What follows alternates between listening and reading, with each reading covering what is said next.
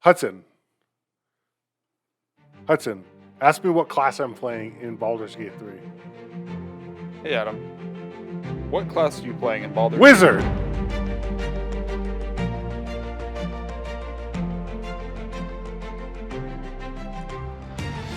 Could you guess? Yeah.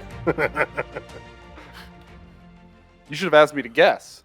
Yeah, I did. I was excited. I might take this off. I thought this is way too hot. Oh, that was just for the bit? I was gonna wear it the whole time. It's way too hot. Let me just.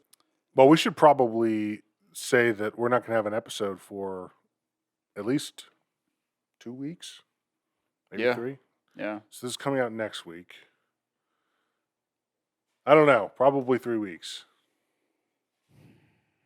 Yeah. I mean, I said this last time we had a long break. I might try to put something out, but the chances that I actually will. Yeah, we've been saying for like 2 months that we know this trip's coming up. Let's do some more stuff, and both of us have not done anything. Yeah. So we're cool. It's pretty cool. But that's fine. It's okay to have breaks. Sure, it'll be nice. Yeah. To have a break. For sure. I'm going away to I'm going to see my dad at the second half of the trip, and the first half of the trip I'm going to a LARP event where we go into the woods and live in a medieval town, and for the whole week we're in character and we don't have technology or nothing that wouldn't fit a medieval fantasy setting, and That's it's cool. dope. This is the thing y'all did for the first time last year? Yes. And y'all really, really loved it. Loved it.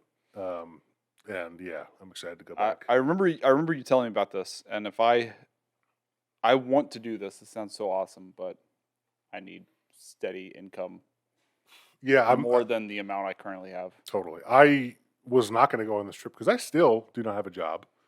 But Grace had flight credits from the trip we canceled because I thought I was going to lose my job. So we had a trip to Japan planned, and I was like, I'm going to lose my job, I think. Let's not go to Japan. And sure enough, I lost my job, so we canceled. It was good. So we had flight credits. That covered the flights. And then Grace is paying for the here and there's. Because I was like, I'm not going to go. She's like, I'll pay for everything. You have to go. Okay. Yeah. So we don't have to put this in, but what happened with you're supposed to get an offer today? Still don't know. That one is still a good likelihood. Okay. But like the meetings were like there's just a lot. Like the last meeting was supposed to be Wednesday, and instead it was today. It was like right before you came. So he said he would reach out to me later today to talk more. And I know the guy. Like I worked with him at my last job, so that one seems promising, and it honestly seems pretty cool. Yeah. The other stuff, no go. Frustrating. It's a bummer. We could put this in. Man, I had an interview where I got to the interview and we were talking. He's like, dude, you are a perfect fit for this job. And I got to be honest, you're not only a perfect fit for this job, but there's another position that pays $30,000 more a year that you'd be a perfect fit for as well.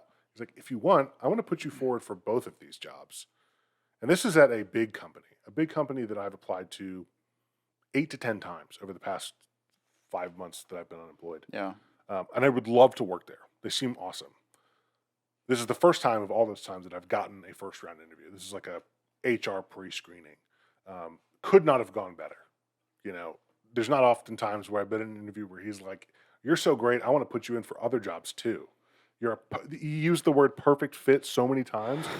I never got the second interview. I was like, now, how does this fucking happen? Did you get confirmed that you got rejected for those positions? For the one that I actually put an application into, yes. But the other one that he said I was perfect fit for, no. But I never had an application in for it. So baffling. It doesn't make any sense. I mean, I'm sure there's a good reason for it, but it's so frustrating. Yeah, either that person's really bad at hiring people, because you don't tell people that unless you're very sure that's the person that you're going to extend the offer to, or that you have the authority to extend the offer to them. Or at least get them into the next round of interviews. Right. I feel like correct me if I'm wrong, you go into a pre-screening call, it's that person's job to decide if you're a good fit to go forward to the next stage. Not always. No? Okay. So depending on who it was, so when I was hiring people, we would have HR or at the time we had an in-house recruiter. They would pre-screen. Yeah. They would give me all the information as a hiring manager. They would say who they really liked, who they didn't like, or whatever. But sometimes I would get information, and it was from somebody that the recruiter really liked, but I looked at their experience and I said, I don't know if I really Oh, like okay. this. Okay. I would almost always interview them though. It's really bizarre to have somebody tell you you're a perfect fit for a job and then not to get an interview. It was like, you're a perfect fit. And I got to tell you, you're here right in the ground floors of when these interviews are starting. They just started today, so you're not late by any means. That's really bizarre. Like, I was like, I'm not going to count my chickens, but I think I'm getting a second interview. Yeah, you might have been a victim of some internal conflict. Yeah, I don't think it's good for him to do this, but I almost want to like reach out on LinkedIn and be like, what happened? I'm not going to I do it because I think that's inappropriate. I'm not sure. think so. I don't know. I mean, I don't. I certainly don't want to do something that's considered unprofessional for a company that I could still want to work for one day. Uh, I could be totally off base. I don't think it's unprofessional to uh, email the person that you talk to and just ask, "Hey, I'm just wondering, what?" Because presumably you never got the reason you were rejected. No, it was a standard. Sorry. I don't think that's unprofessional at all to reach out and ask because what the worst thing that's going to happen is they're going to say, just ignore it." Yeah, yeah. There's been a couple jobs where I've reached back out and been like, because the first round interview was like so positive or positive enough. I'd be like, "Well, can you just give me a little feedback? That's it," and in a professional way, and Yeah. never heard back.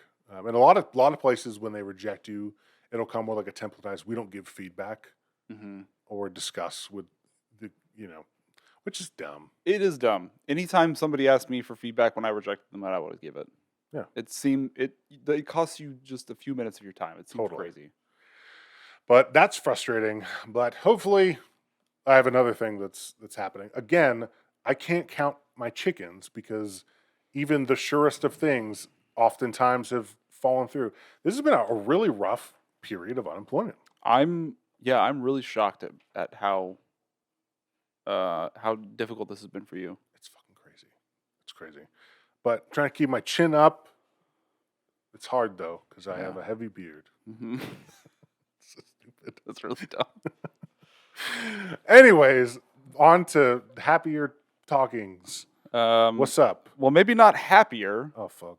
Not bad news, Okay. but apparently LK99 It's bad news. is a bust. Yeah, that's a real bummer. The material that might have transformed our world How is that not bad news?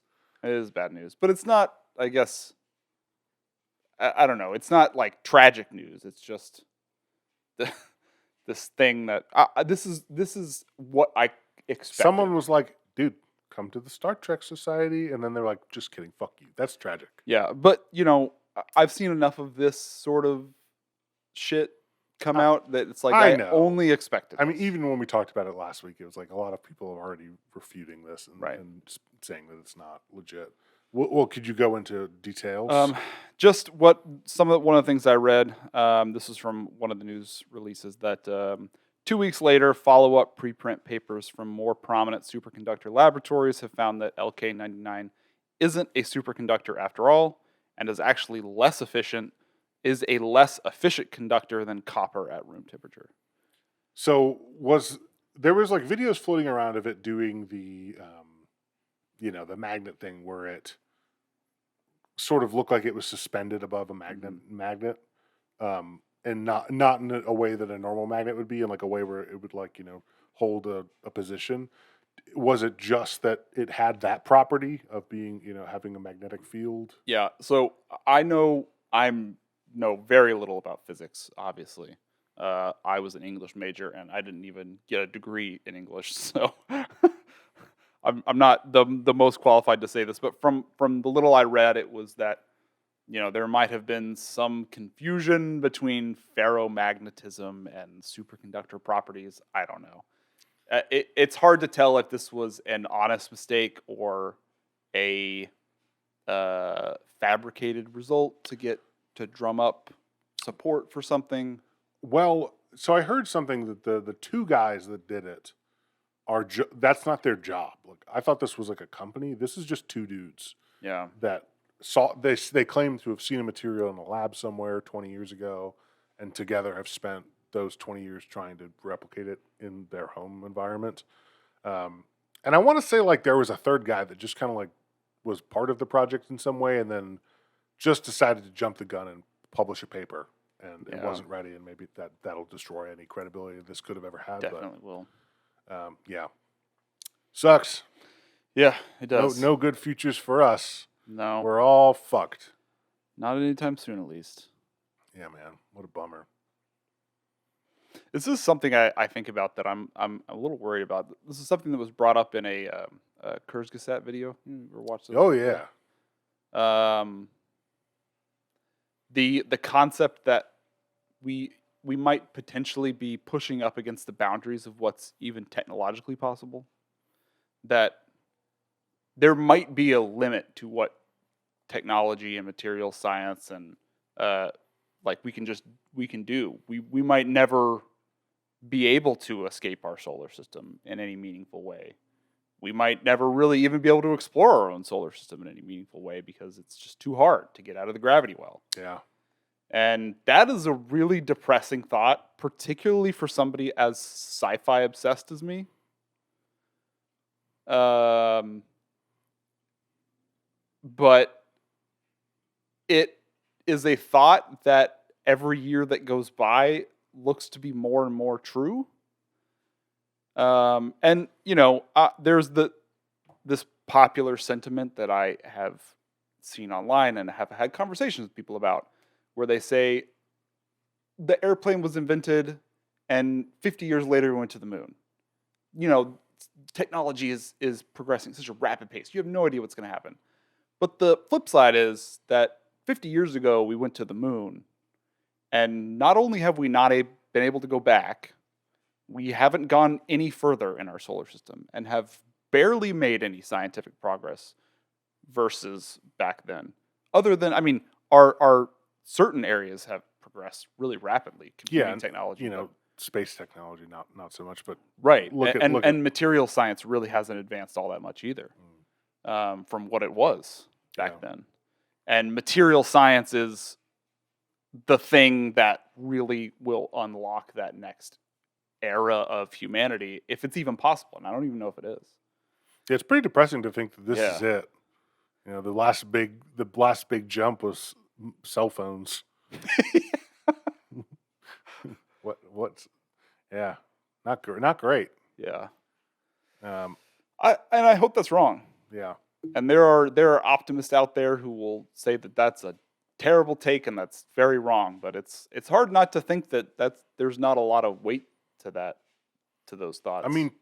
It feels like we're going in a really bad direction with everything. Like if you look at, we were around when the internet started, and to look where it's come from and where it is now, and like the disgusting capitalist direction it's going in, of like, how can we monetize everything on the planet using the internet, is not great, not good, not great, bad.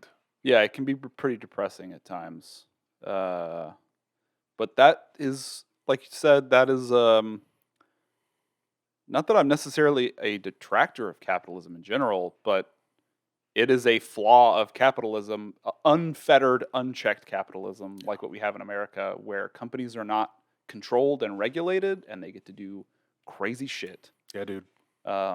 Like spy on their customers and listen to what they're saying on their phones and give them targeted advertisements. Yeah. Did you hear what Zoom is doing?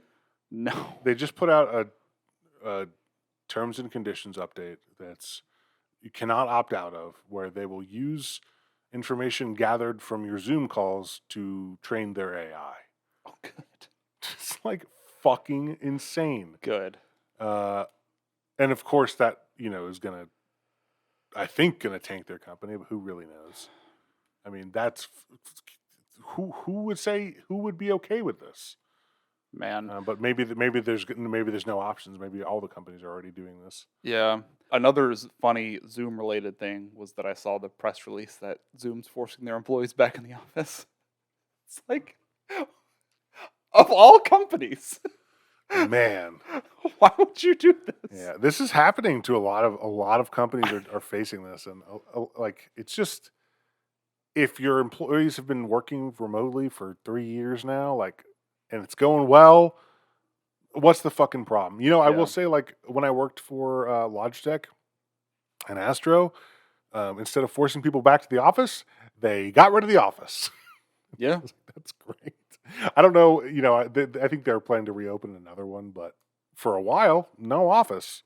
So Yeah. And I like being back in the office like 1 or 2 days a week, yeah, but that's about it. Um, yeah. I think get more efficient spaces, yeah. get shared desks and stuff that people can use instead of having a dedicated desk for every single employee. Why do you have to scale that much? Right. We're Pretty wild. this is the future. We're using the technology, guys. Let's use it. It's fucking crazy. Oh, man. Let's see. I don't really have any good segues. I don't know if you have any relevant conversations, but I had a bunch of questions to ask you. Ask me some questions because I got nothing. But before I ask you this, I had this idea when I was falling asleep, and neither of us are going to relate to this idea. I just want to throw this out there, and then if somebody makes like $1 million off this idea, Don't do it. just Cut it. just come back and give me a modest middle class lifestyle. Fund this podcast. $1 million? Yeah, or billion. I don't know how. Billion a lot. Some Million some not so aliens. much. I don't know. Yeah, maybe. Yeah. So, okay, AI is still the new hot thing, and like you just said with Zoom, every company, it's the goal. It's a gold rush. People are rushing to do all sorts of shit with AI. And I was thinking about this because my sister has a bunch of kids, and I have a bunch of friends with kids. The friends I have with kids, they have much younger kids, so this is not very relevant to them yet. But for my sister's kids, it's very relevant.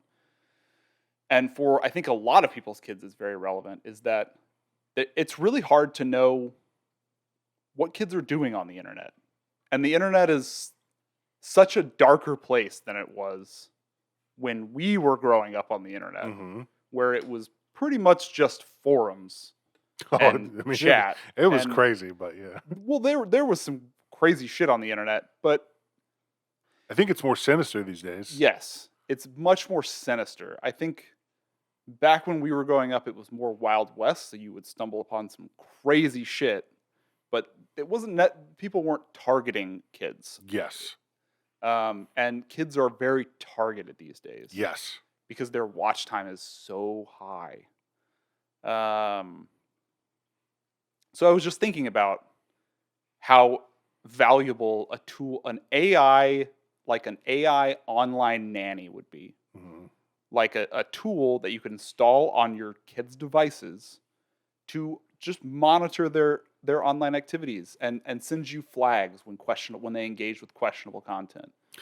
That exists. Does it? Yes, but Oh. but it doesn't exist in like a smart way. It's going to be like, they have a database of things that will raise flags. Oh yeah. I mean, I know there are I know there are tools for that already, but so much of those tools are so easily circumvented. Yeah. Like an actual AI nanny that you can interact with, and you could even, as a parent, talk to that AI to like figure out like what is this content, what's going on here, what's your judgment on this content. Yeah.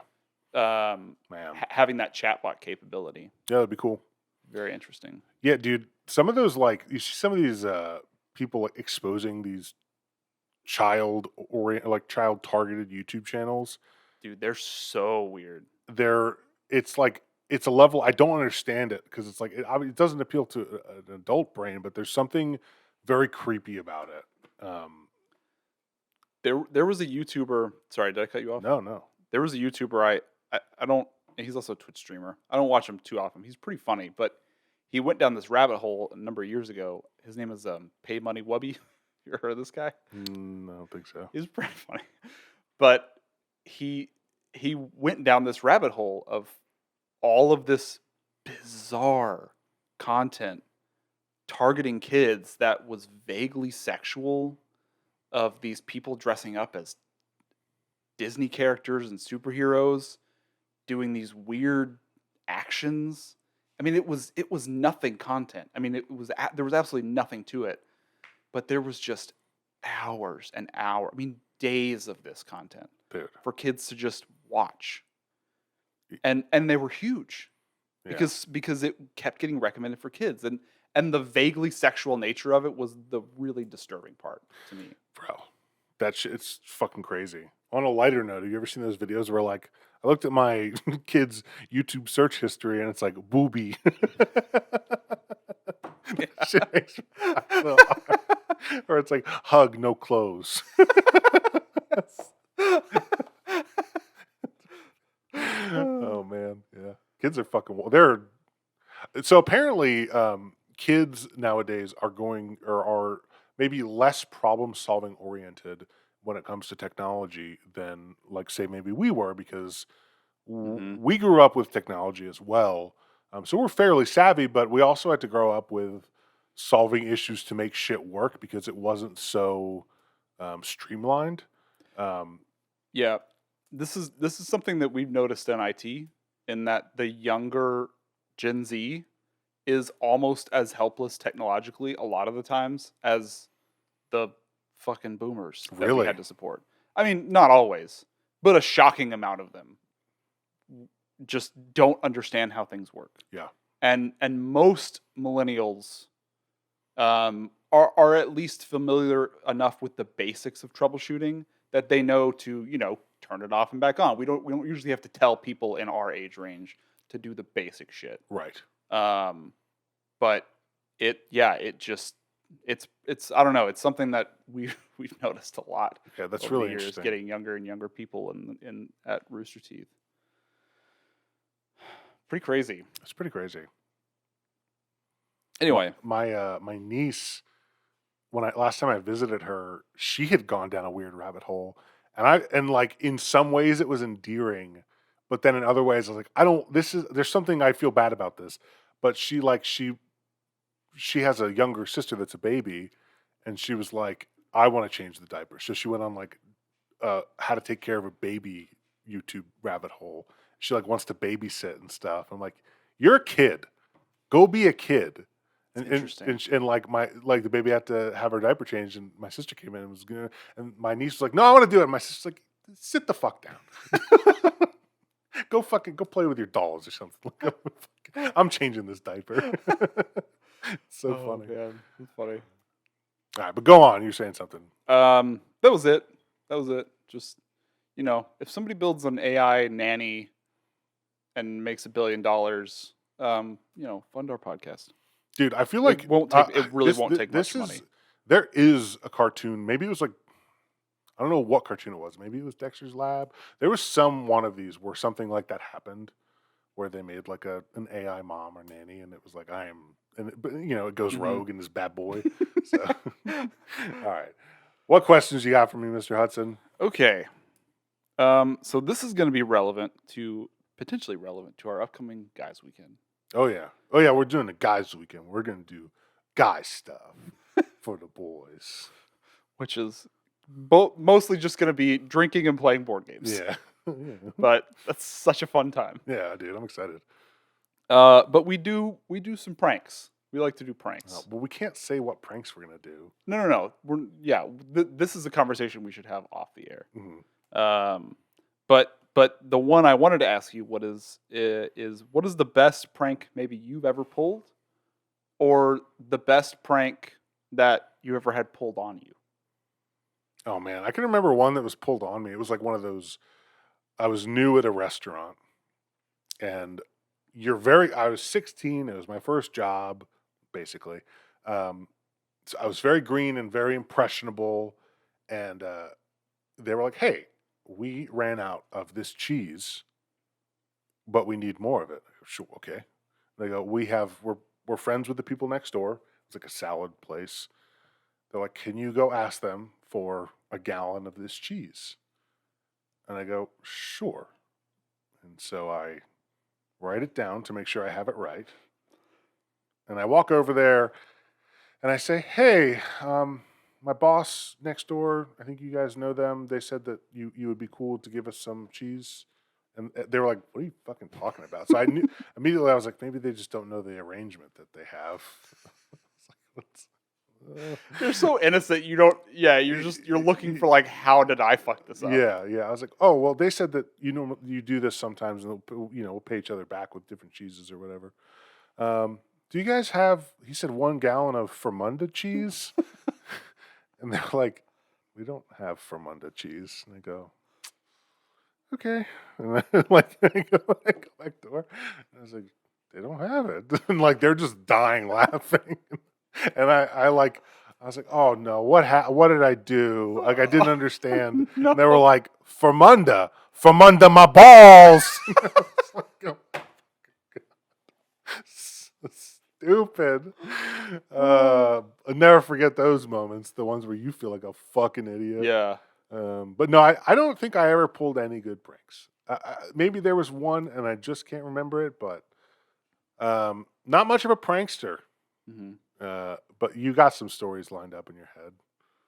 Some of them I've told in this podcast, but and then they were pranks I was not directly involved in. Hmm. The last guys weekend we did, where I had two friends with my limited involvement in that I was trying just not to crack up, convince another of my friends to wear dissolving swim Oh trunks, yeah, yeah, yeah. and that was the funniest shit ever. That was such a good fucking story. And I think I've also told you I think the best prank that's ever been pulled on me was a weekend long prank from our friend DJ, Fart who spray. brought fart spray, and that was crazy.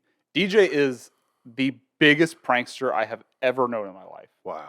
and he's really good at it, and really Cool. good at thinking of funny shit. But not mean stuff. I don't like mean Most of the pranks. time, not mean stuff. Yeah. Yeah, it's usually pretty harmless pranks. Yeah. He jokes about way meaner pranks, but usually keeps them pretty harmless. Gotcha. He knows I'll fucking kill him. Have you done any pranks yourself, or have you have any pranks I'm pulled not. on you other than the guys' weekend? Trying to think. No, not really. Um, I'm not super creative with thinking of pranks. So, but maybe both of us we can put our I heads think together we and come could up think with of something. something. There was I remember like in high school we did this one thing where, and I kind of it's kind of mean, so I feel bad about it. But there was one guy where we just gave him non-alcoholic beer, and he got really drunk on it. It's it's like it's a placebo, You're just having fun with everyone else. At the time, I was like, "Haha, you stupid!" But it's mean. Um, Yeah, that was pretty funny. but it is a little bit funny. But it is mean because Yeah, someone is the butt of the joke there. yeah, So I don't think of pranks that if it happened to you, it's still funny. It doesn't feel like everyone's ganging up on you. To me, I get really sensitive if I feel like everyone's ganging up on me. It's why I don't like playing yeah. asymmetrical multiplayer games. It's because like I don't like the idea that this team of people is working to make me feel bad about myself and lose. Yeah. So Yeah, we just got to think of pranks to spread around, yeah, I got to so spread that out the everybody love. gets pranked.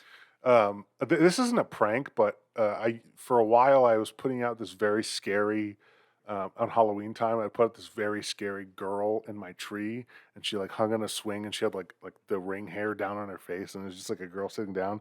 And I would have people knock on my door, stop me outside, all throughout the season, telling me how much this thing fucking scared the shit out of them. Or like when I would order food, I would like come to my door and be like, that thing just fucking scared the shit. It's like the best, dude. I was like, this $70 investment is the best investment Yeah. I've ever made. Oh man, But yeah, that's about as pranky as I've gotten. that's awesome. Pretty fun though. Yeah, we'll have to think of something though. Yeah. One of the things that we'll do, which was DJ's idea we did last time, this isn't necessarily a prank. This is just a fun rule for the weekend. Is we did little challenges throughout all. So at any point, you can challenge somebody to do something, and it's something stupid like make this throw into a cup over there, whatever. If you do it, the person who challenged you has to take a shot, a mystery shot. And Ooh. if you miss it, obviously you have to take a mystery shot. And we had a bunch of other complicated scaffolding around all these rules, but I'm gonna write something down. This is for us. This is for us boys only. okay. But DJ went to a liquor store, and you know all those like mini bottles. He just got like 30 or 40 of them, and a lot of those were really bad. So you had to put your it was a grab bag. You had to put your hand in, and you had to drink Oh, whatever you pulled out. fuck. Okay. So and that was a good time. I think we're gonna do that again. That sounds horrid. It's Dude, I don't drink that much. yeah, we're gonna drink this weekend, Oh, fuck, bro. God damn. All right. but we'll keep it light. I mean, I'm just gonna eat a lot of pizza to balance it out. Yeah, exactly. Cool. I'm so excited. I've Yeah. never done a boys' weekend for the boys. Yeah. One time I had a boys' night where we went to. This is like one of my 2 only strip club experiences. We almost got in a fight because this one group of people were like, all of the girls are only talking to those guys, and like for me, I'm not like buying any dance. I'm just sitting there like drinking my beer because I'm so uncomfortable in these situations. But the bouncer came up to us and was like, "Hey guys, you cannot leave. There's a group of people in the parking lot that want to fight you. We kicked them out. We're waiting for the cops to escort them away." Escorted the cops away. And that was a wild boys night. That was when I got my hair cut. I had long hair and it went away. It was that same night. But that was it. It was the only boys night I ever had. Man, I don't enjoy being at strip clubs. Uh-uh. And this is not me saying this in public. I truly don't enjoy them. I've been to them. I've been twice to a strip club. I hated it both times. But the first time was when I worked in this fucking terrible job, which I was door to door selling security systems for ADT. It was the worst fucking job I ever had. That sucks ass. Yeah, in the shortest period of time, I had more people tell me they were going to shoot me with a gun than I've ever had in my life. It was crazy how many times people told me they were going to murder me for knocking on their door. Anyway, but we had a particularly good couple of weeks selling security systems, and our boss was like, "We're going to go celebrate. We're going to go to Dave & Buster's, and then we're going to go to a strip club." Oof. And I was like, "Cool, I'll go to Dave & Buster's, Yeah. and then I'm not going to go to the strip club." Yeah. And they were like, "Cool, so we're going to go to Dave & Buster's first, then we'll go to strip club." And I was like, "Cool, I'll ride with y'all to Dave & Buster's." And then halfway in the car ride, they were just like, "No, let's go to the strip club first." Of course. So I get to the strip club and I'm just stuck there. And I was really bad at selling security systems because I'm not a good salesman. So I didn't really have any money, even if I wanted to pay for dances. Yeah. So I was just like, okay, I'm just going to go sit at the bar. And I just Yeah. like talked to the bartender and drank for like 3 hours. So awkward. And then we finally left. Okay. Bit of a segue. What's the worst job you've ever had? We had this conversation before. Man, I have not had that many jobs. Best Buy was fine. It was, emotionally crushing trying to fucking sell computers to people and try to sell them shitty warranties and have them shit all over you because you're a computer salesman. Yeah. But so some days that was the worst.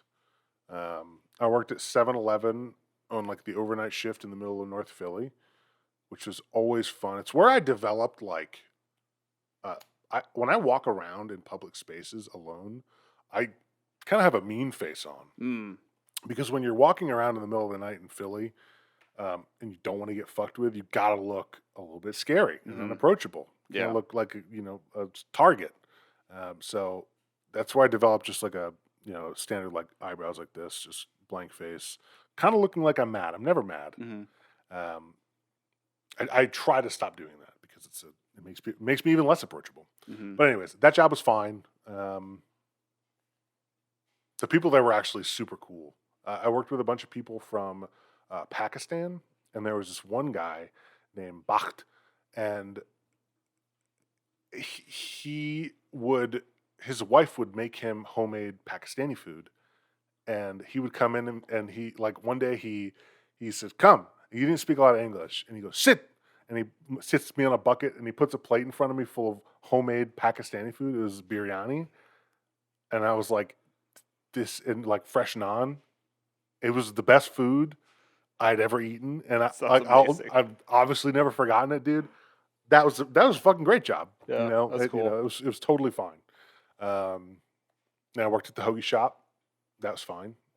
There was like one job that I went to for a day, and I was like, mm-mm, and I left. But I've had a few of those. it was like a mom and pop diner in my hometown, and they showed me all. They were like, "Okay, here's your job," and then they showed me every single job that could be done there. They were like, "You're gonna scrub the floors and wash the dishes and take out the trash and do this and that," and I went, "Very cool," and I was like, "I don't want to do this." And I left. I had a similar job like that because when I first moved to Austin, I was looking for food service cook jobs, and I worked for. There was this one bakery in town um, that was like a gluten-free bakery, which I was like, "This is great," Yeah. because Leslie has celiac. I can like get stuff and learn how to make some of this shit. It's like this is awesome, and I went in and I worked there for 2 days, and then quit because the baker slash chef had the most annoying. He did the most annoying thing I can possibly imagine somebody doing when you're trying to learn. In that he would tell me to do a task, and I would do the task and say, "Hey, this good?" And he would go, "It's fine for now." And I was like, "Wait, what's wrong with it?" He goes, "No, it's fine for now." I was like, no, I want to do this right. So if it's not right, like tell me. And he goes, no, it's fine for now. Move on. Dude. And he did that with I mean, I'm not joking. Literally every single thing I did, even if it was cleaning. I mean, there was nothing I did where he said, "Great," or "You're done," or "Good job," or whatever. And not that I needed even the praise or the validation. I mean, I'm used to working in kitchens. It's the acknowledgement that I did the task Yeah. because he kept veiling everything as if it wasn't up to his standards, but he would never tell me what those were. And that drove me absolutely crazy. And the second day, about halfway through the shift, I just snapped. I was like, you have to fucking tell me like what I need to improve upon or why this isn't like, why is this just fine? And he was like, he just kept doing. I was like, okay, I quit. I'm out. See ya. That's great. I'm glad you could stand up for yourself. It was the most I would have done frustrating it thing. the passive way and just never shown up again because I'm too scared of confrontation. I mean, I went and talked to the owner. I was like, I can't work like this. Like, I can't operate in this vague, never knowing if I'm doing the job right. Right. Because he can't give feedback. So, Yeah. Well, good for you. Was that the worst job? no. I think selling security that's what you for said, ADT was the worst job. Dude, I cannot fucking imagine doing that job. First off, I don't like meeting people. Yeah, I don't either. And I can't sell people anything. I made very little money. And even the times that I did, I felt bad. Because bullshit. Because it's kind of bullshit. I mean, they worked fine, but we were selling people, overcharging people so much money. Yeah. And I just am not. I give a shit about people, so I can't just callously do that. Totally. And that was part of how you made money, was overcharging the fuck out of people. And also at the time I had like a goatee thing going. And I think it made me look very creepy because I got the cops called on me like 4 times in that job. Goatees are can be a hallmark of a not so savory character. Yeah, I think I looked a little creepy. I think normally if I was like clean and showered, it would look fine. But I was like pretty overweight, like more overweight than I am now. Texas heat, man. Sweating like crazy. Fucking goatee, just raggedy looking ass. Dude. And yeah, like I had the cops come out and they and they were always really nice to me about it. But they were like, yeah, somebody said there was a suspicious looking character walking through, and I was like, God fucking damn it. Yeah, I'll be real. I fucking hate solicitors. We have a no soliciting sign. So when they show up, I don't like. I'm very nice to be like no, or just don't answer. But if Grace answers, she's like, no, and please never come here again. Yeah, I would never. I mean, I would never knock on a door that says no solicitors. Yeah, I mean, and part of the problem nowadays is there's like a real there's a thing that has been happening where people will knock on doors like at odd hours, and it's oftentimes like a girl, and she's like, "I need help." You'll knock on the door, and then guys will jump out with guns and then rob you. Um, and it's like I don't want strangers knocking on my door ever because it's dangerous, Yeah. or it could be dangerous. So Did I? I don't know if I told you about this. Recently somebody knocked on my door in the middle of the night. no, Yeah, this creeped me out, but it was also really weird. I'm still not sure if it was malicious, but somebody knocked on my door. It was 10:30, 11 at night, hmm and I was home alone, and I didn't recognize the person, and they were just saying a name through the door. And I was like, I was about to open the door, then I was like, I don't know who this person is. It's late at night, and I don't understand what they're saying. And I was like, you have the wrong house. And they just kept saying the name. I was like, you had the wrong house, but it was also hard to hear through the door, so I don't know if they were hearing me because I was barely hearing them. And so eventually they walked back to their car that was sitting in the street outside of our house, and then that car just idled there for about 30 minutes and then drove away. I was like, what the fuck was that? yeah. It's really weird. Have you ever felt like afraid of someone at your door and like gotten a gun? That was the first time that I was genuinely thinking like I should go get the gun. But I also guns make me supremely uncomfortable, so I didn't end up getting the gun. Yeah. Just got a heavy object. It was just like stayed downstairs kind of looking because I was like I'm waiting for that car to drive away. Yeah.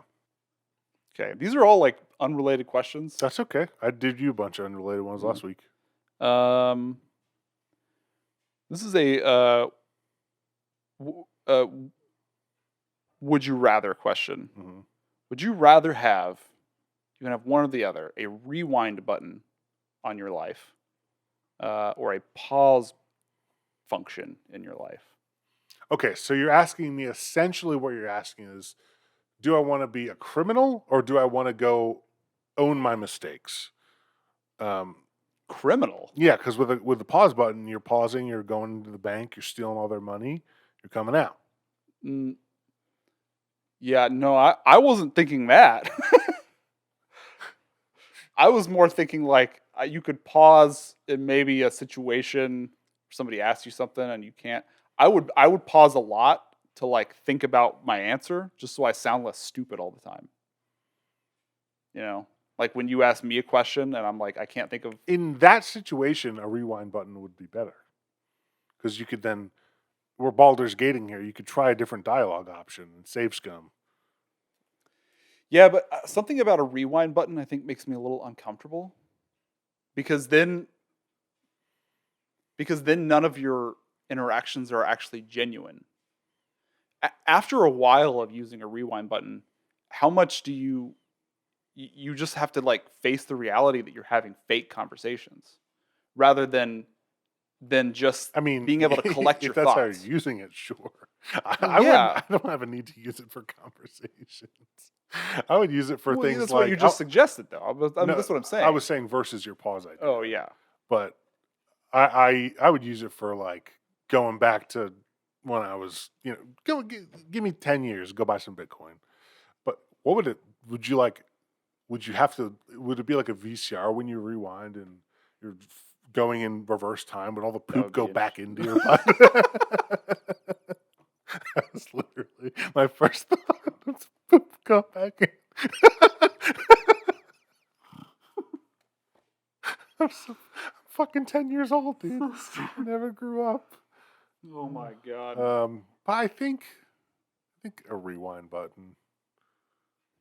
I mean, a pause would be great to steal a bunch of money from a bank, but yeah, I would still be anxious about that. Then the IRS is going to figure something out. Yeah.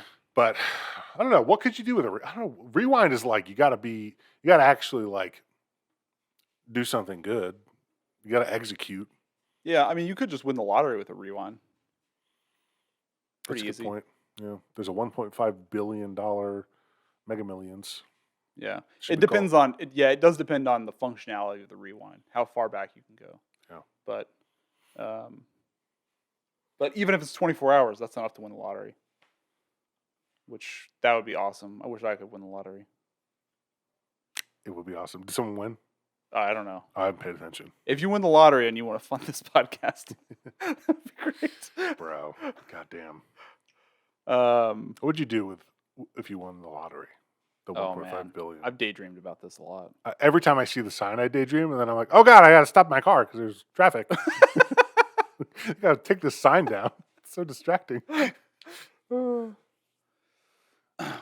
I was younger, I had this idea that if I ever won the lottery, what I'd do is like fund a gaming house, like an esports house, because that sounded awesome. When you say house, do you mean like of players to just play nonstop to get better and become a team? Mm-hmm. Yeah. Okay. I thought that was really cool. That would be really cool. I mean, I still think that would be cool, but I'm I less don't think interested it's in cool. that in that these days. But I see how those houses work. It's not cool. I would fund one that does not shitty. I mean, I won the fucking lottery. I have plenty of money, right? But I mean, I think the real smart answer is that you take like 80% of the winnings or 70% of the winnings, and you set up trusts for everybody in your life that you give a shit about, and for yourself, and you make sure that you get all of that squared away. You talk to a lawyer, you get everything worked out, and then you set like 10 to 15% of the winnings as just this is the money you play around with, and that's the money you can burn. And then when all that's gone, you still have all of these trusts to make sure you never have to work again. Yeah. Because so many lottery winners blow it all and then are destitute. Yeah. There was some statistic I read that you're like 5 times more likely to die as soon as you win the lottery. It's like a 500% increase in death or something. Such a wild number. From suicide or from family members trying to kill you to take your money. I mean, it's crazy. Yeah. I could be wrong on that statistic, but it's something shocking. Yeah, I mean, it's enough money that you set it up right. It'll build like you'll have an infinite supply of money. It'll just build up. And I really don't need a lot of money to be happy. I'm realizing that being unemployed for almost it's April, it's August, I don't know, 4 or 5 months. I'm realizing how much less money I actually need. I would like more. More is better. Mm-hmm. But yeah, it's crazy. Mm-hmm. Dude, I want to start if I had won lottery, I would start myself a medieval tavern. Yeah. Place you could play board games, but also just like a place that I just want to be the barkeep that's like polishing the glass. I think I talked about this. Yeah, you did. It would be cool, Emerald Tavern, but that looks more like a tavern. It blows my mind. Emerald Tavern was a tavern. It was called Sherlock's, and they had so much like nice woodwork and seating, and then they stripped it all out and made it like all white. Mm-hmm. It's not. I love Emerald Tavern. It's great. Me too. It's a great place. But like, what did they do? Right. Why did they do it? I don't understand. Yeah, Sherlock's was this very. It was an Irish pub. Yeah. Yeah. It was the perfect setting for a tavern. What the fuck? I think the only thing they kept might have been those booths. Mm-hmm. But yeah, Emerald Tavern. Yeah. Yeah, that's about it. I would do that. I would maybe Animal Sanctuary is a big one. That would be cool. And obviously parents and sister and Mm-hmm. nephew, nieces. Right. Okay. This is my last question. You have to get a tattoo on your face. My face? And it has to be visible. It has to be something that anybody talking to you would clearly see that you have a face tattoo. not like something hidden, under hair or really small out of the way. What tattoo are you getting? So it couldn't just be a mole, like a No. mole tattoo. It has to be recognizably a face tattoo. Hmm. I would probably get something rather than like I would do something like artistic. Um, maybe like a Viking inspired design. I see face tattoos from other cultures that like I couldn't have without cultural appropriation. But Mm-hmm. like I think it's called moko. It's the one that the Maori people have on their face. Oh, that shit looks awesome. It's so fucking cool. Yeah. And I also want to say Inuit people have some tribal face tattoos, or just face tattoos. I don't know if it's tribal or not, but like ones that like just on your chin Mm-hmm. lines. I think those look fucking awesome. Yeah. Those are the kind of things that make me.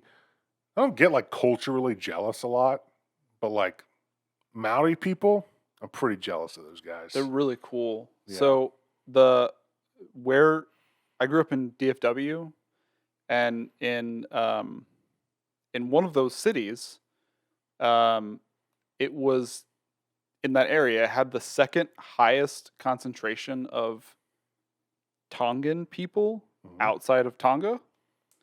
I So don't know what Tonga is or Tongan people. I think They have some cultural ethnically relation. very similar Yeah. to all the Pacific Island peoples that kind Okay. of spread everywhere. Anyway, they have their own haka dance. And It's so cool. there was a football team at Trinity High School where a lot of these Tongan kids went. They they had the tradition of doing a haka, and all the football team did it, even the white and black kids and Hispanic kids, because it was just like that was the school's tradition. Fucking cool. And it was the coolest fucking thing. I just remember watching them do this, being like, "Holy shit, this is so cool!" It's so cool.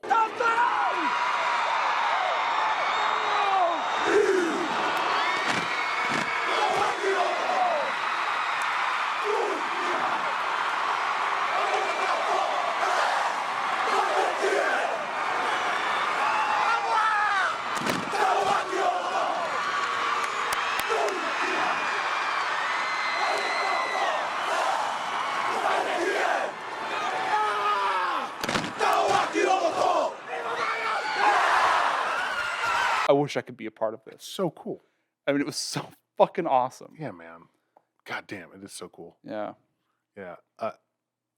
Yeah. Culturally jealous. Yeah. Sad I'm not part of that. I have culture that I'm not connected with at all. They do not fun stuff.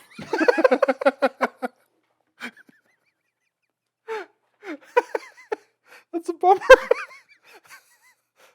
It's a bummer to have a whole culture that doesn't do cool stuff. Yeah. Yeah, they're fine. Yeah, I'm just giving them a hard time. Oh man. What would your face tattoo be? Yeah, I mean, there's no good answer, obviously. Yeah. But yeah, it would be probably something like that, and then I would go hide in exile for the rest of my life and never show my face again. Yeah. Not the most interesting answer, but I think looks cool is those like, cyberpunk like bars across the eyes. oh, you know what? That's my answer. It's pretty cool. That would be a good idea. Just the almost like the wetware look, where you have like the lines. Oh, that too, yeah. That Those are like cool. spider web out. I was just thinking solid line of color, but yeah. Yeah, I would do something like that. Yeah. That's a good idea. Yes. That game's coming out soon. Yeah. I'm not going to be able to play it right away. There's too many fucking games. I know. Got to play Baldur's Gate. Yeah, that's all the shit I have to talk about today. I have no topics. Okay. I brought no topics. Actually, we have Discord topics. Do you want to pull up? Oh, There's yeah. one. This is from Diz333. Mhm. You both love Dark Souls, and in Yes. the latest episode, you talked about it being one of the things that made you friends. I want to love Dark Souls. I have the game on both PC and Switch. Art style is great. The game and world design is right up my alley, but the checkpoint system or lack thereof frustrates me and I end up getting burnt out by the time I finally beat the first major boss. after the tutorial area, so he probably means the Minotaur, Taurus demon. Taurus demon. Yeah, I've started the game at least 3 times, fallen off about the same point every time. Do you guys have any tips for people like me that want to love it but struggle with the difficulty? Do I simply need to get good? Some people have said that Elden Ring is more forgiving. Um, First of all, thank you for the topic suggestion. Yeah, we really haven't talked about Dark Souls in depth, Yeah. and that could be interesting to talk about. But you know, I what was the first part of this? So he says, I would love to hear you guys talk about the game in general and why it's your favorite. So let's start there. Okay. Well, I mean, so As spoiler free as we can. yeah, Because hopefully you go play this game. it's like it has this sense of mystery and adventure, and the world, the setting it's in for me is just directly up my alley. Yep. My alley butt.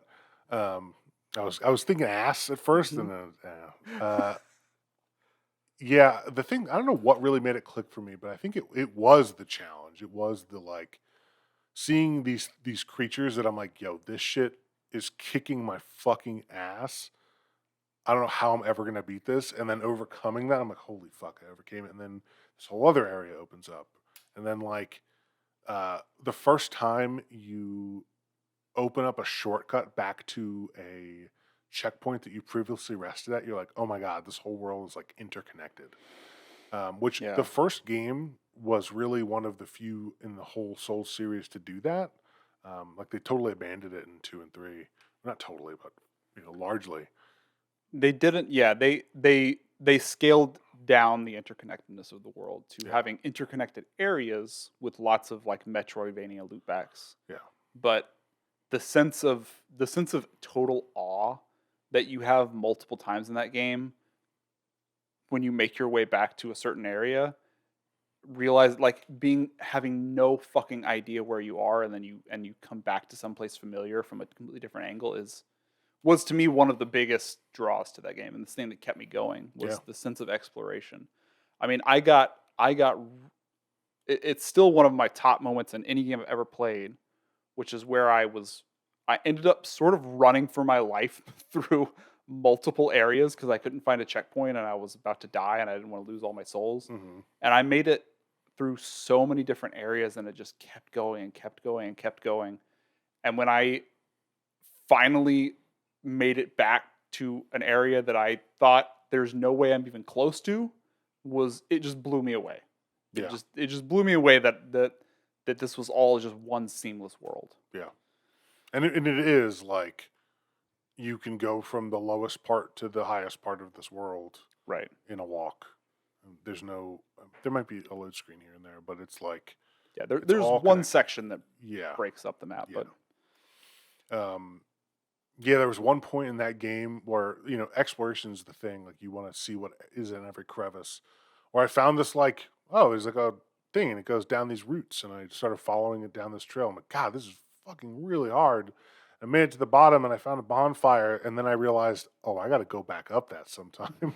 And at this point, I had no way other than manually walking back up it. And so for a while in my game, my first playthrough, I was just stuck at the bottom of this fucking tree. And you know what tree I'm talking Yep. about. It's not a good tree to be stuck at the bottom Yep. of, especially when you're like kind of underleveled. But yeah.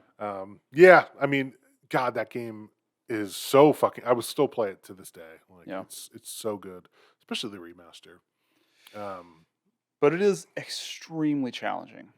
It is.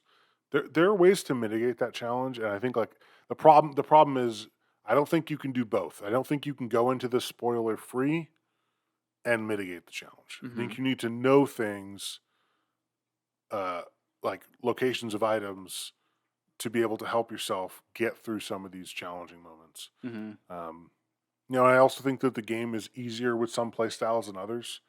If you're going at it being like, I'm going to use magic, That's a good point. it might be harder. If you're a pyromancer, it might be easier. That is a good point. If you're a strength character and you get the Zweihander, if you happen to find that, the game's kind of pretty cakewalk early on. So Yeah. I think the quickest path to enjoyment is to make your character more powerful and get gear that makes you feel like you can kill shit. Yeah. Um, but that's either easier said than done when you don't know the game. So what would you say if you're giving this person or anybody the recommendation that you want to give them the best, let them set their strongest foot forward in that game early on? Would you say you should be a strength character or you should be a pyromancer? I would say you should roll pyro so you can have fireball, Yep. and then go strength, Yep. and then sword and board, and you have to know stuff that the game doesn't tell you explicitly, but you want to keep your weight percentage under. You want a medium roll or a light roll. You don't want a fat roll. Right. Because that game, the more stuff you have equipped, the slower your roll is. And if you have a fat roll, you're not getting away from damage. And a lot of times in this game, especially when you're more experienced in it, you rely on dodging more than blocking. Yep. Blocking's great, and as a big tanky guy, you will get through a lot of the game. But you'll find that dodging it and having more agility is actually more helpful. I would say, like, other than my first run, most games I played with no armor on at all, no clothes, Yep. completely naked. Same. No, and I would two-hand my weapon, and I would get a shield that made your stamina regen faster, because agility was the name of the game. I will say, however, I think sword and board is maybe the best way to start For the first playthrough. because that helped me get through so much, and that the strength of that definitely falls off later, but it's Yeah. so powerful early when you don't know enemy timings and you don't Are know. you saying to roll knight? Maybe, yeah. Yeah, I mean, that comes with a good set of armor.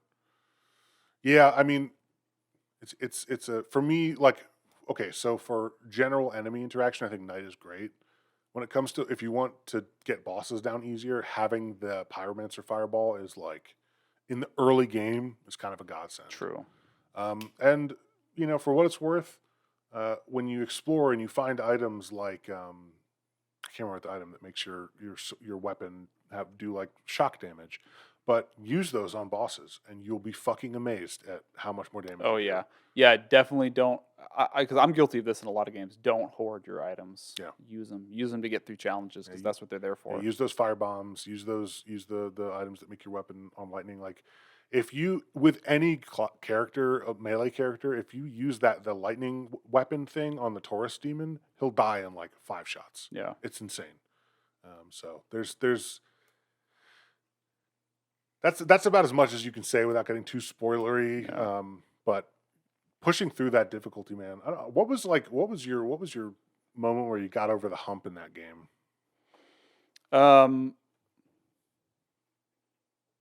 I think getting by the Taurus demon was sort of the first big hump for me because I got stuck there for a long time. I think a lot of people get stuck there for a long time. I was stuck in the Black Knight because I was like, I gotta kill this guy, of course. Yeah. Fucking asshole. It was hard. But it was that first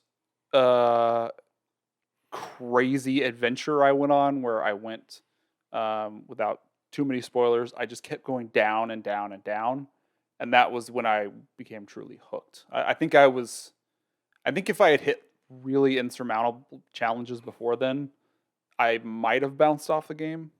But man, when you get to that tree you were talking about and what's past it, and I was just blown away. It's like, what the fuck is this game? This is Yeah. crazy. Oh, and also, embrace the fact that you're gonna die. Embrace the fact that people are gonna invade you and make you feel terrible. Yeah. Part of the fun of this game is the stakes. Mhm.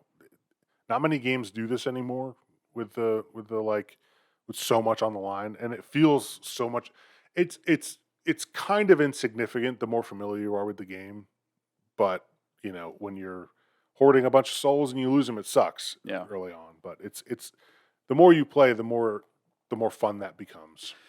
I will say though, if you bounce off of it again, play Elden Ring. Play Because Elden Ring. Elden Ring's great, and Elden Ring has much better systems to help scale difficulty. In the function of the AI NPC summons, or not NPC summons, your summon ability, Yeah, your summonings. where you can summon skeletons or blobs or whatever You to can fight summon for you. such powerful fucking And creatures. some of them are so even the weaker ones are great when you just need to distract the boss for a few Yeah. seconds. Yeah, and also Elden Ring has more options in terms of if you're stuck in an area, there's more places to go explore. Yeah. Whereas a lot of times in Dark Souls, you're deep in an area, you're not really going anywhere. Right. And it's intentionally designed that way to like you don't have a choice. You have to get through this. Yeah. Oh, you know what might be a good idea? And you're pretty much there if you pass the Taurus demon, is go find Solaire, keep talking to him, get the white sign soapstone, and put your sign down for other people to summon you.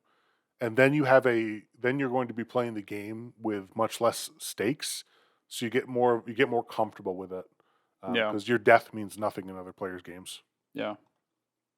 So It's a good that idea. game's my favorite game. I know. Now I kind of want to just go play it. I know. We should do a playthrough of that sometime together Yeah, that sounds fun. because I will still play. I've played that game a dozen and a half times. Yeah, that sounds dope. Okay, well, you want to talk about some video games, Yeah. specifically one video games? Mm-hmm.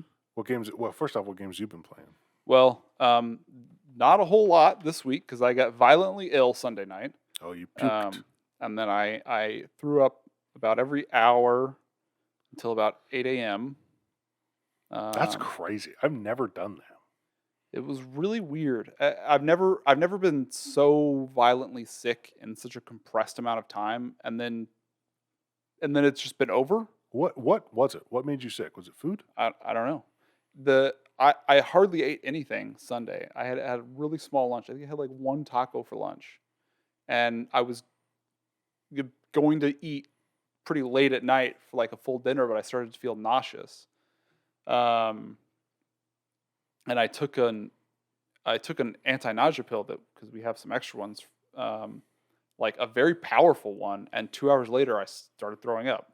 Have you taken those before? Those anti-nausea pills? Mm-hmm. Okay, so you're not like allergic to it or something. I don't think so. But I was feeling like I was gonna throw up, which is why I took that. But yeah, at like around 10 o'clock, I started throwing up. And just threw up every single hour. It was horrible, and then it was over.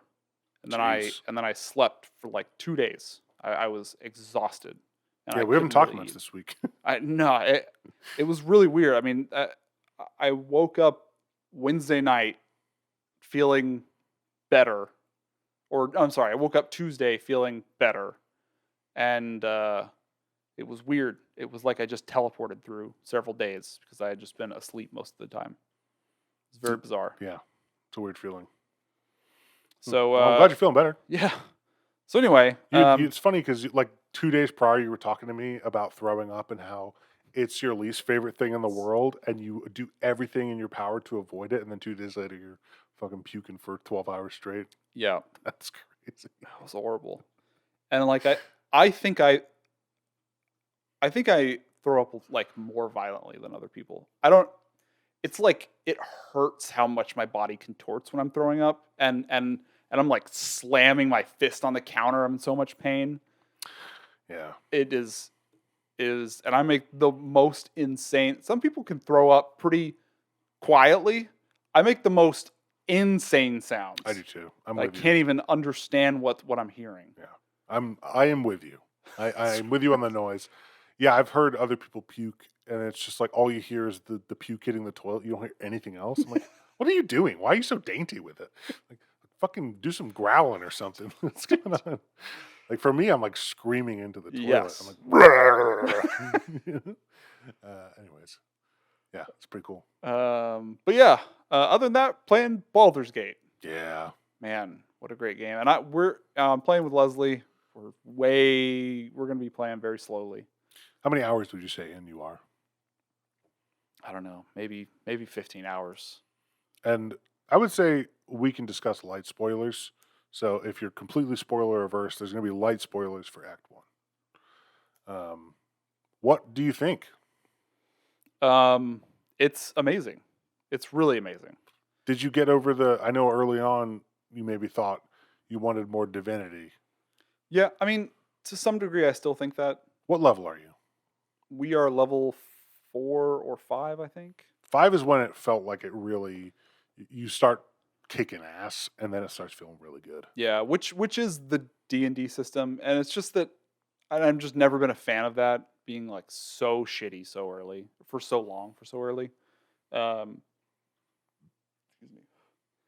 But but yeah, like our characters are starting to feel a little bit better. Those first couple levels are really bad. And every time I've played D&D, I've also felt that. Like I just feel like I just can't do anything It's rough. unless I'm a warlock and I'm spamming Eldritch Bolt. Um, but yeah, it's man, it's so good. Yeah. Sorry, go ahead. No. What's your party makeup? So right now we are a cleric, a What are you? so I'm playing a cleric Okay. and a Eldritch Knight, but I think I'm gonna respec the Eldritch Knight. Are you playing all?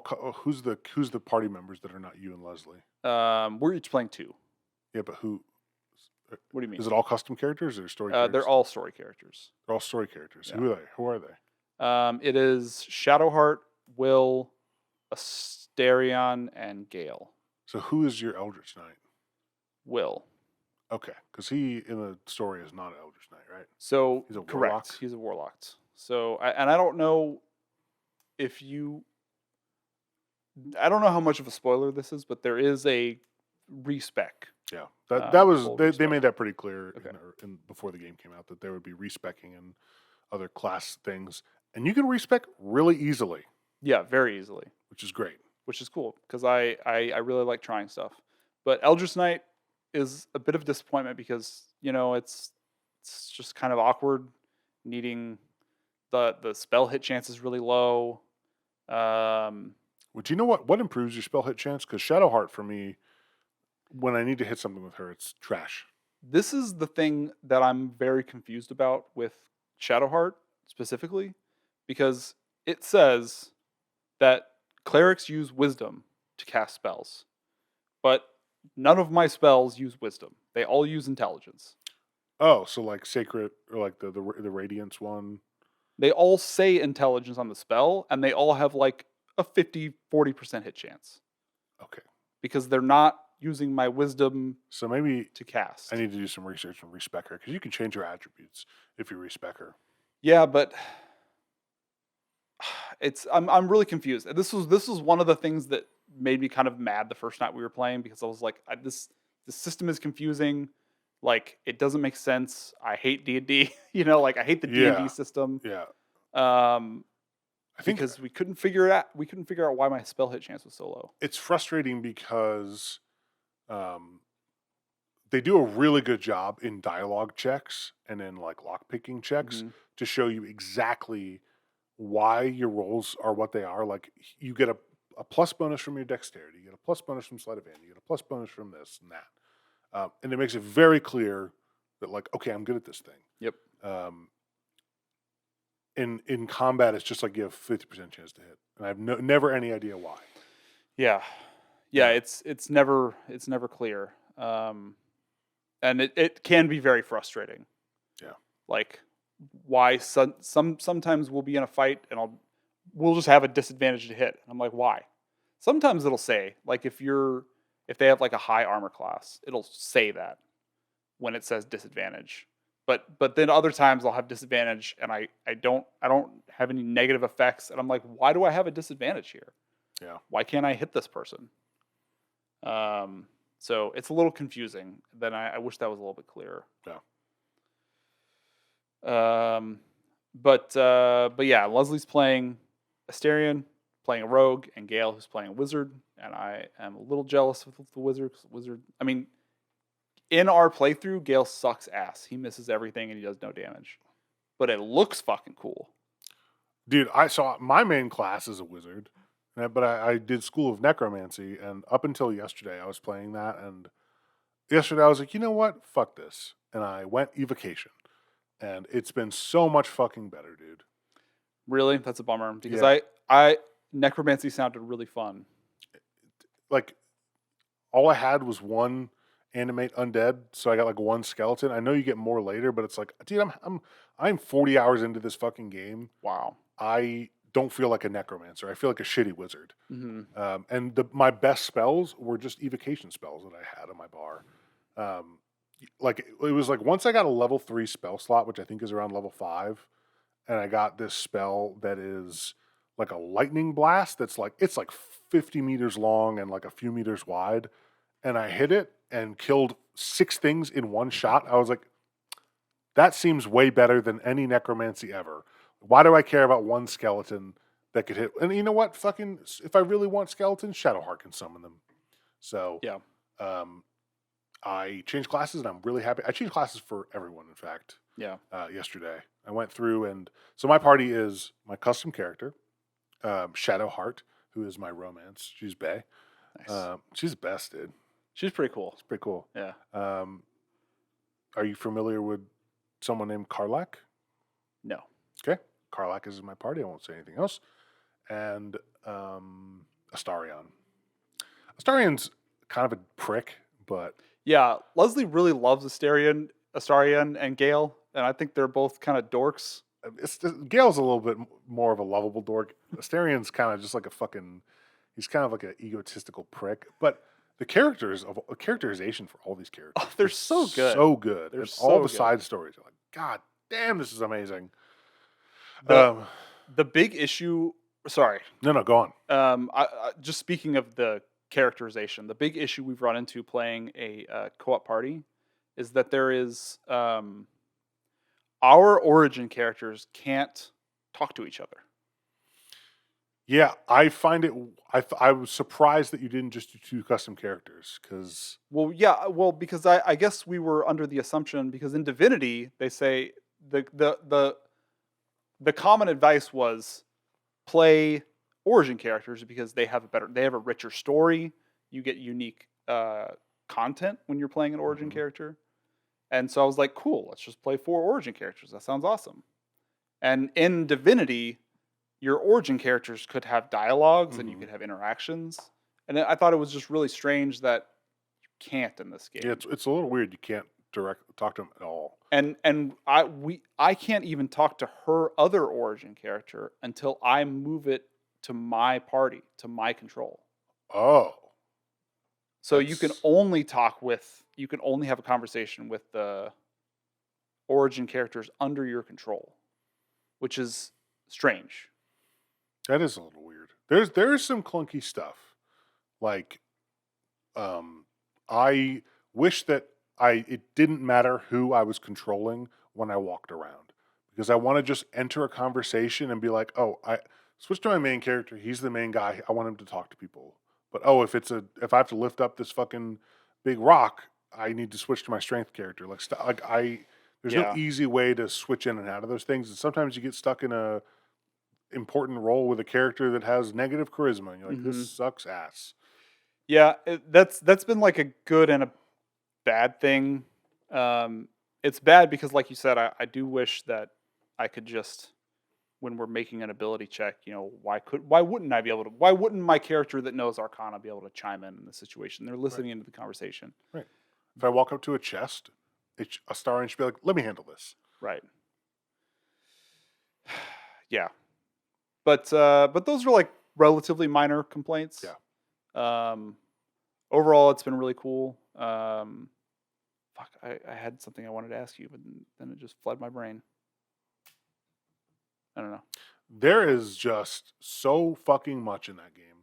First off, I'm 40 hours in, and I'm not done Act 1. Yeah. What the fuck? And I've heard Act 2 is humongous. I have no idea. Humongous. Like, so I want to tell you something that isn't a spoiler, but the game misleads you with a point of no return. It says, better finish up all your shit, otherwise you can't do it. And that's a lie. In some ways. You can still go back to those parts of the world once you cross this point of no return. And that's all I'll say. Okay. However, you want to make sure that, maybe primary story quest stuff is taken care of. But, dude, there's so many things in that game where I'll stumble into something and then suddenly I'm in a fucking 8-hour area. And I'm Mm-hmm. like, what is this? Yeah. And there's so many like different ways to handle shit. It was really cool. Like Brian got ahead of me, and then he was just watching me stream it, and he was like, "Wait, you did this?" I'm like, "Yeah." It's like how like it's so different. Like That's so you cool. like can't even understand how something could play out differently. There are moments in there are like characters you meet that just like make me go, "This is my favorite game. This is my favorite game. This is Mm-hmm. the best game ever made." Um, yeah, and the combat is a lot better now. I it's a good problem to have, but like I wish I could change my party makeup a little bit, but I like the characters so much I don't want to. Yeah. I feel bad when I say, "Hey, sit down for a minute. I gotta go talk to this guy." Like, stay out of the party. They go like, "Why?" I go like I feel bad, Yeah. genuinely. Um, but yeah, man, that game is just like it ticks so many boxes, and there's so Yeah. many weird things you can do. I saw on Reddit someone made a comment that made me be like, "Oh my fucking god, this game." He was like, "Yeah, I put a candle by my character, and then I dip my arrows in it, and then I shoot my arrows at people." Oh my god. I was like, what? Oh my god. Yeah, dude. It's like, oh, free fire arrows. Um, Wow. Oh my god. I never even thought about doing that. dude, And like when we realized the other day that you can throw fucking potions. throw potions to revive people. I switched my Shadowheart out to the life path of cleric, and her heals are fucking crazy now. I want to respec Shadowheart to stay cleric, but to change my options because I haven't even looked at that. There's a We're lot of them. we're stuck. We just have had such limited time to play. We're stuck in this area that we don't want to leave, but we can't long rest, so I can't like mess around and Why tinker can't you with long stuff rest? because we're in an area where you can't. What are you talking about? That we're in this area where Say we it. can't. Say it. What do you mean? Say the area. Oh, it's the area where you find the hag? You can't long rest there? No. Are you sure? Yeah, it says you can't. We've tried to long rest, and it says you can't long rest in a enemy territory or something to that Are effect. you like can you explain more of where you are? We are in the when you go through the fireplace, and I might just cut a lot of this out, but Okay. Okay. So you're in a basically in her boss arena. yeah, but Okay. we spent such a long time, like trying to figure out how to get around those fucking goddamn poison traps because we didn't have anything in our inventory to like throw on the vents, and we were failing all of our perception checks. So it took like an hour and a half just to get past those, and then Leslie was like, "I have to go to bed. I have to go to Oh, so frustrating. bed." So yeah, I was a little like, I just want to like have time to tinker with my characters.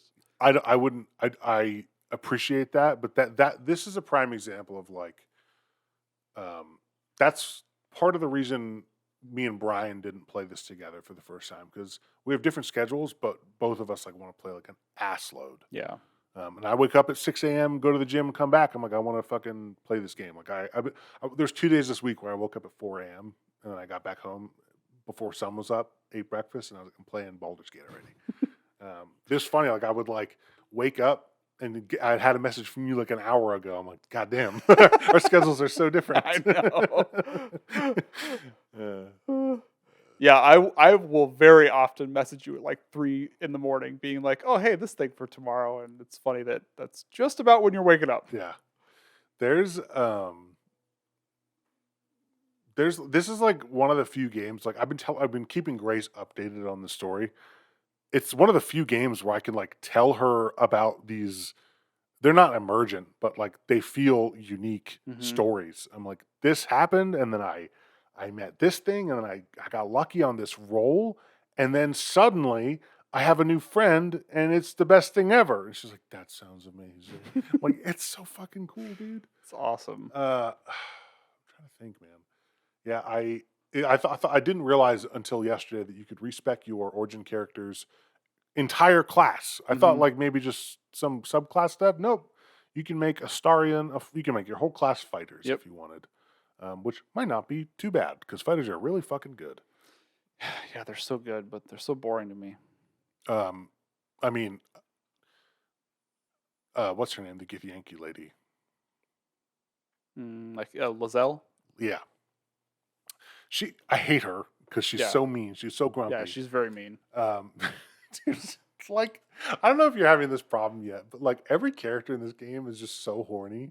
Like, so she was in my party for a long time, but we never agreed on anything. She disapproved everything I did, and she's always saying mean stuff to me. And then one day she's like, "I want to lick your nuts." I'm like, "Dude, what? What?" It's like, "Yeah, I just want to lick your nuts." Like, no, this is my girlfriend, Shadowheart. No, thank you.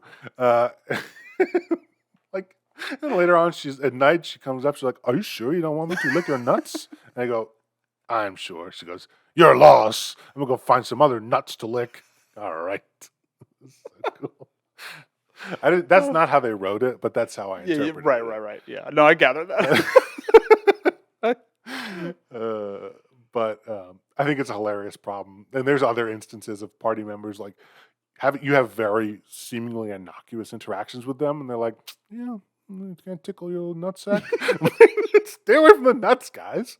The fuck. Oh man, But dude, all of the voice acting in this game, there's it's incredible. so much of it, and not a single instance of it has been poor. Nope, it's All of it has incredible. been amazing. It makes me incredibly happy to see a big release like this that is selling incredibly well. Yeah, That does not have all the usual bullshit AAA game trappings. Gives me some hope yeah, for future games, it's great. and I am now an absolute Larian Studios stan. Yeah, I mean, Divinity 2, like I was already, pretty in love with them, but goddamn, this Yep. game is just unfucking real. And I feel like also, you know, I don't feel like there's no choices I feel like I've made where I felt punished. A lot of times I feel like I have to do this or the game will punish you. I feel like no matter what I've been choosing, the result is like it's still good. Like you're still going to get something worthwhile out of it. Yeah, Um, it definitely feels just like this is a branching path that you chose to walk down. It's like there is some good parts and bad parts of it, yeah, but like you said, every decision feels very neutral in that regard. Like you'll get something out of this, but you're giving up something, but it's not like you said punishing. yeah, yeah, yeah. And there's just like there's so much to discover and find. Like I didn't know wizards could just like learn from like any what are they called, scrolls that you find of spells. You just learn those. Mm-hmm. It's amazing. Yeah, it's What a pretty cool cool. feature. Oh, I talked to you a little bit about this last week. You need to find Speak with Dead, and so it's a unique ability. I have it on Shadowheart, Okay, and I remember to use it most of the time. here's what you need to do. If you need to cast it every time you get out of a long rest, and the reason is because when you cast it and use it, you can then use it again freely as much as you want until Mm-hmm. you long rest. Mm-hmm. But while you have it up for recast, bodies that you can use it on are highlighted green. Oh, Yeah. okay. And so I like before I sort of wrapped up a part of the game, I went around with it on and I found so many bodies to talk to. And so many people were like, "Oh yeah, there's a little secret stash of treasure right over there," and it just highlights it on your map, and like this thing that wouldn't have been there otherwise is there. That's cool. So far, I've talked to quite a few people with it, and it has been entirely useless. But I hope to find people that give me good information. Yeah, dude, Like, it's been really useful. like there was this one person I talked to in the Hag storyline when we went down to this area, and I raised the body, and I was like, "Oh shit! Like they're gonna give us some cool information." I was like, "What can you tell me about this place?" And the spear was just like, "Bad place. Get out of here." I was like, Yeah, "What?" so a lot of times it's this, it's the same 5 questions. It's pretty boring, but Yeah. every now and again they'll give you a piece of information, and it's like, oh, this is very useful.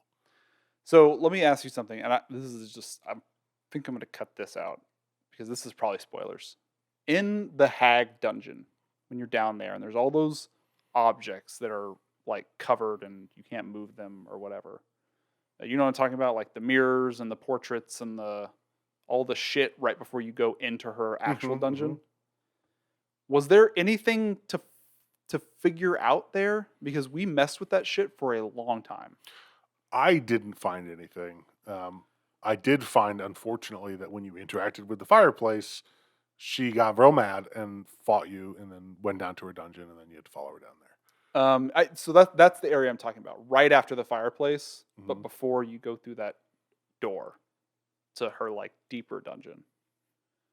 There's like, Oh, oh no, no, that's just you're gleaning stories. Like it tells you, like these are memories of these people. Like you're interacting with them, and it gives you the narrator says like you hear a memory of a person running through a field. Like it's giving you like these are like the souls that she's absorbed, and these are their stories. But I didn't yeah, find anything else with it. okay.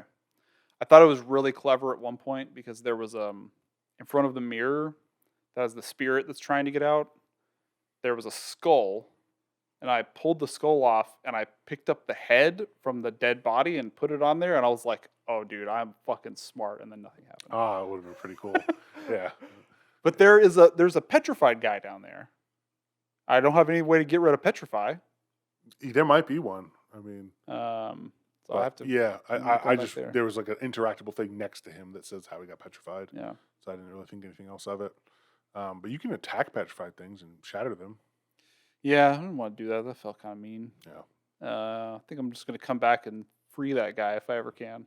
There's so many things in this game that I'm just holding on to because I don't know what to do with it. Yeah. Um, but there's a cool feature where you can just send stuff back to camp from anywhere, Yeah, which that's is really cool. really useful. And you can like, like you're organizing files, you can control or shift click stuff to like mass organize stuff or mass sell stuff, which Yeah. is really useful. Man, It's it's such a good game. there's so much fucking to it, dude. I know. I can't wait to play more. I'm gonna be gone for 2 weeks, not be able to play it, but We might be caught up with you by that time. maybe so. Maybe so. Oh man. Well, cool. Yeah, man. Well, it's gonna be a while, but I'll be back. Yeah. I'll be here, but I won't be probably putting anything out. That's Although okay. I'll tell myself that I'm gonna try, and then I won't. It's okay to take a break. Yeah. It might be nice. Yeah. A few weekends off. Well, thanks, man, and thank you guys. Thanks everybody. Bye.